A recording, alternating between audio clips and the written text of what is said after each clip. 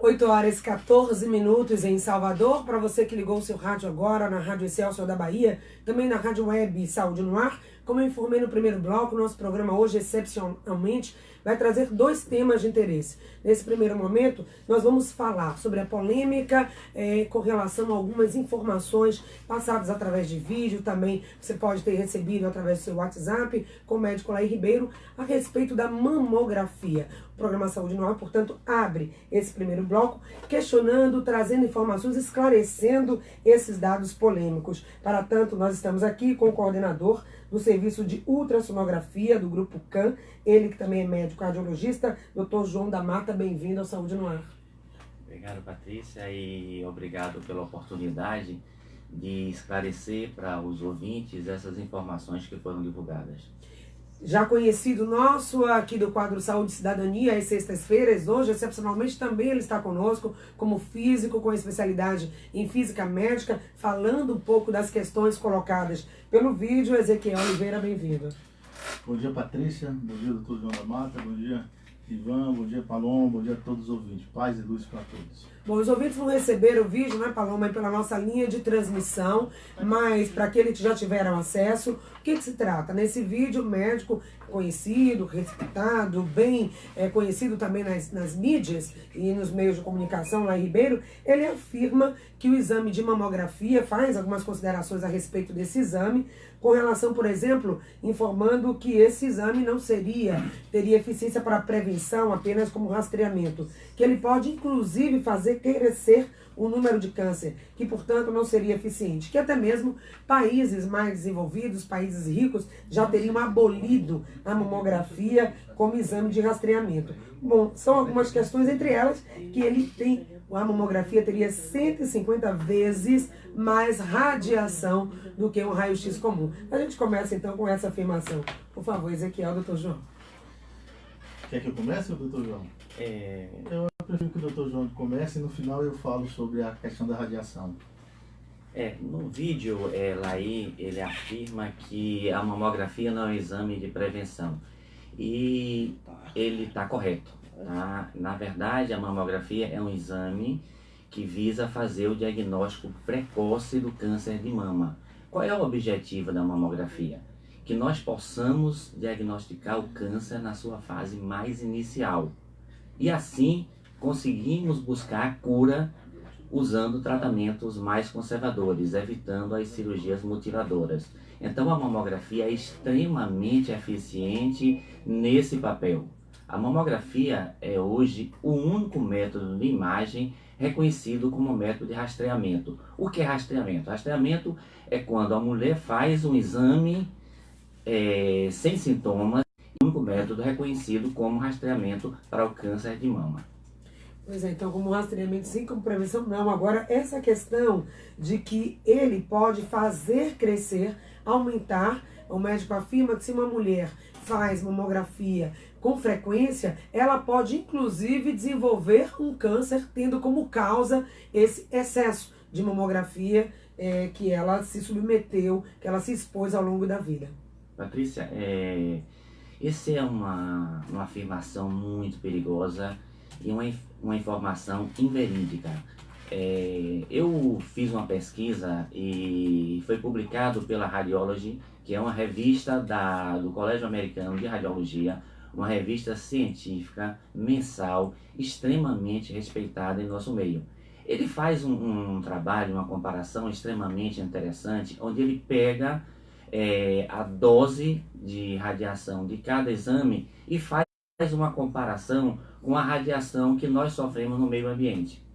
Então, em média, nós sofremos de radiação do meio ambiente em torno de 2,5 a 3 milisievert por ano. Um exame de mamografia, ele tem uma radiação de 0,4, ou seja, ele faz a seguinte comparação: fazer o exame de mamografia é a mesma coisa de você ficar 7 semanas submetido a uma radiação natural. Ou seja, é uma radiação extremamente baixa. E não existe nenhum trabalho científico mostrando que o exame radiológico, mesmo aqueles que têm uma radiação maior do que a mamografia, como por exemplo o raio-x de coluna, a tomografia computadorizada, ele tenha um risco maior do que seus benefícios. O benefício supera em muito os riscos desses exames. Isso ficou muito bem demonstrado nesse trabalho. Eu gostaria inclusive de ouvir agora um pouco o meu amigo Ezequiel falando a respeito. Bem, eu queria esclarecer a população que eu sou físico nuclear, sou credenciado da Comissão Nacional de Energia Nuclear e atuo como física médica pelo menos há uns 18 a 20 anos aqui no Brasil. E o que a gente pode dizer com clareza para a população é o uso da radiação ionizante, ela tem toda uma regulamentação e supervisão, não é usada de qualquer jeito. Aqui no Brasil, a Comissão Nacional de Energia Nuclear é o órgão regulador. As divisas, a Anvisa é o órgão supervisor, e as divisas também, por sua vez, vai supervisionar. Existem doses muito bem pré-estabelecidas internacionalmente em cada procedimento médico, e seja ele também na indústria, seja ele na agricultura, em qualquer área de atuação, os valores são muito bem estabelecidos em cada procedimento. E para isso, Patrícia, na área médica, por exemplo, em radioterapia, em medicina nuclear, em radiodiagnóstico, você tem a presença de um físico credenciado e supervisionado. Então, quando o doutor Laí Ribeiro, com todo o respeito que tenho por ele, e com muitas coisas importantes que tem colaborado para o avanço do conhecimento, mas nesse item, quando ele compara e coloca que a radiação de mamografia é 150 vezes maior do que a radiação de tórax, isso não é verdade. Quando você compara, isso dá aproximadamente da ordem de 20 vezes. E mesmo esse valor, como o Dr. João aqui coloca de uma forma muito clara, ele é um valor muito baixo. E o custo-benefício da mamografia e de outros procedimentos, ele realmente justifica o uso. Vou dar um exemplo, Patrícia, só para você ter noção dos valores. Veja, isso aqui está inclusive na publicação da Comissão Nacional de Energia Nuclear. O limite anual para o público em situação operacional normal, que não usa dosímetro para identificar a quantidade de radiação que está sendo exposta, é de 1 milisievert. A aplicação médica, excluindo a radioterapia, é de 0,03 a 2 milisievert.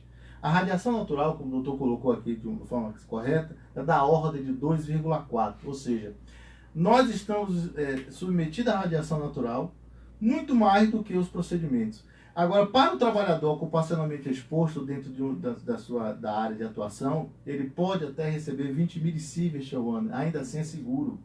Ainda assim não vai causar problema nenhum.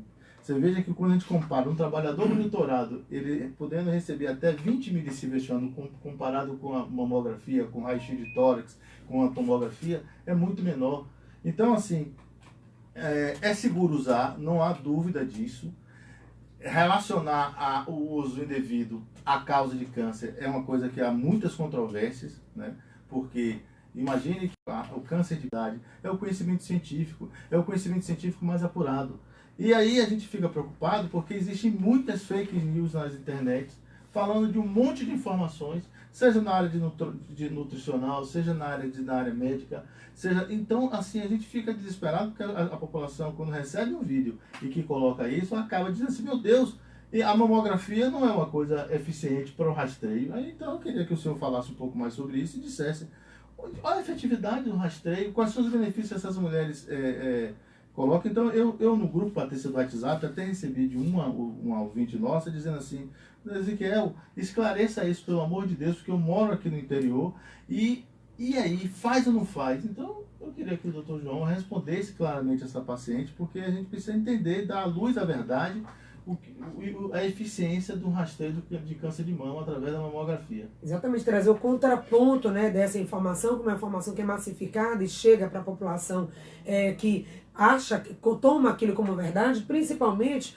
quando ele diz que países desenvolvidos, países ricos, já aboliram a mamografia. E a gente tem uma tendência, né, doutor João, a acompanhar aquilo que os outros estão fazendo. Se o país rico, desenvolvido, fez, então a gente aqui está atrás, né, na linha da história. Então, o que dizer sobre isso?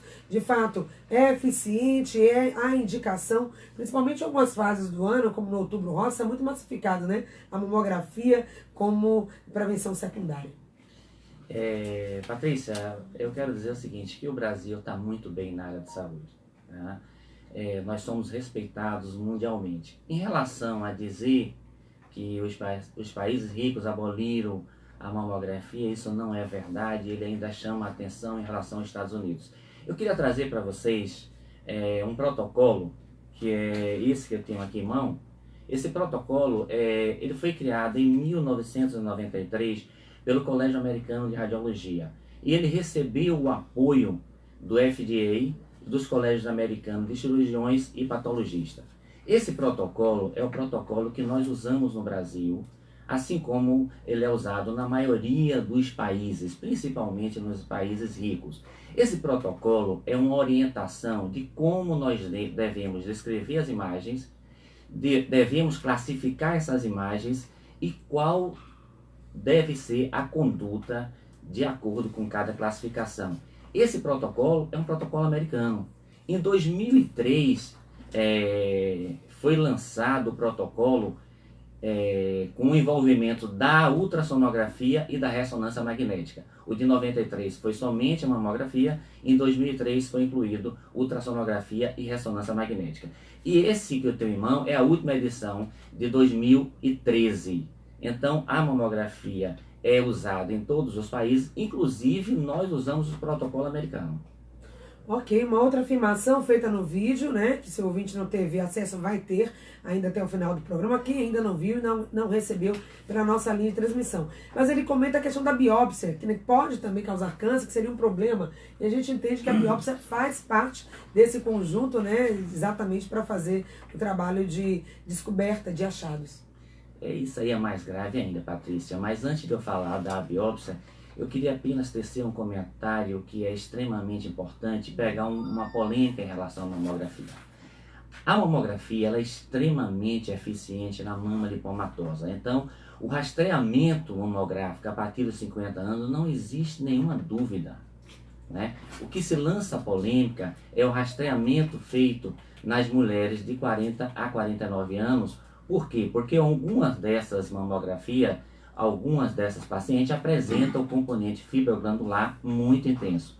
Nesse componente fibroglandular muito intenso, há uma redução da sensibilidade da mamografia. Mas nós médicos temos o cuidado de, diante de uma mama muito densa, colocar uma nota no laudo dizendo que aquela mama densa diminui a sensibilidade da mamografia, que pode esconder nódulos e que a gente orienta a fazer uma comparação com a ultrassonografia, que é um excelente estudo anatomopatológico. A paciente não pode fazer cirurgia, não pode fazer radioterapia e não pode fazer quimioterapia. A biópsia também é importante porque nós podemos agregar ao estudo anatomopatológico a imunistoquímica.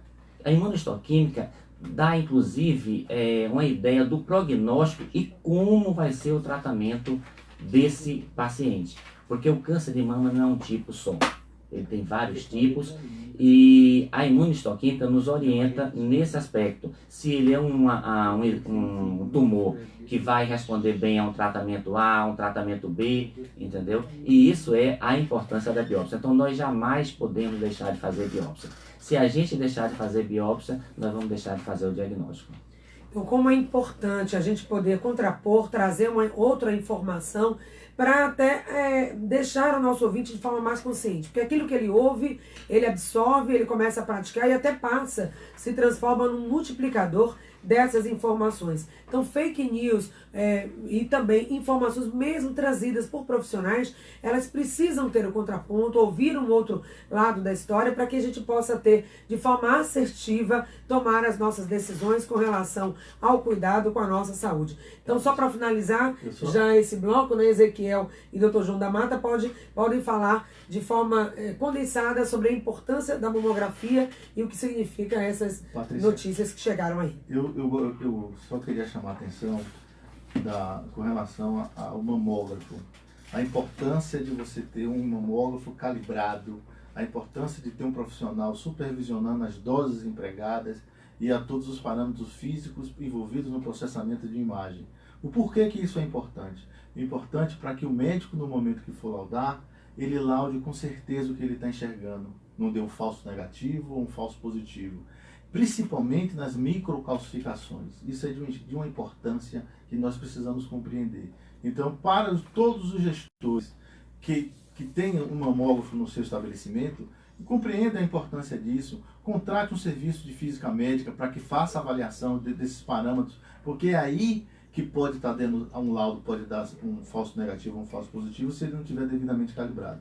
E com relação à dose da mamografia, Patrícia, eu acho que está esclarecido. A própria Comissão Nacional de Energia Nuclear e Anvisa tem várias publicações, você pode entrar em vários sites de várias instituições, porque isso é uma confusão que tem dado há mais tempo, inclusive com dose com relação à tireoide, é muito baixa. Só para vocês terem ideia, eu trago aqui de um artigo, a possibilidade de desenvolver um câncer na tireoide por conta de uma mamografia é de 1 em 1 trilhão. Quer dizer, então, você vê como é seguro e que realmente pode ser usado com segurança, tanto aqui no Brasil quanto no mundo inteiro. Muito obrigado. Quero agradecer também a presença do coordenador do Serviço de Ultrassonografia do Grupo CAN, Dr. João da Mata, que é médico radiologista. Hoje realmente foi uma parte, né, um bloco dentro do programa Saúde no Ar, mas já está convidado para uma outra oportunidade de poder tratar de forma mais aprofundada esse assunto. Muito obrigada. Obrigado, Patrícia, e foi um grande prazer estar aqui com vocês. E a gente pede aos ouvintes também, você que recebe alguma mensagem, alguma informação que você ficou com alguma dúvida, alguma dificuldade de entender, entre em contato com a nossa produção de Saúde no Ar. Nós teremos o maior prazer, a maior alegria de levar para você a informação de qualidade com base científica, para que você não tenha dúvida em relação ao cuidado com a sua saúde. São 8h32. No próximo bloco, Saúde no Ar fala sobre o abril marrom, o cuidado com a saúde dos olhos e também a prevenção à cegueira. Estamos apresentando Saúde no Ar. É muito curtinho a chamada, né, Giovana? Não existe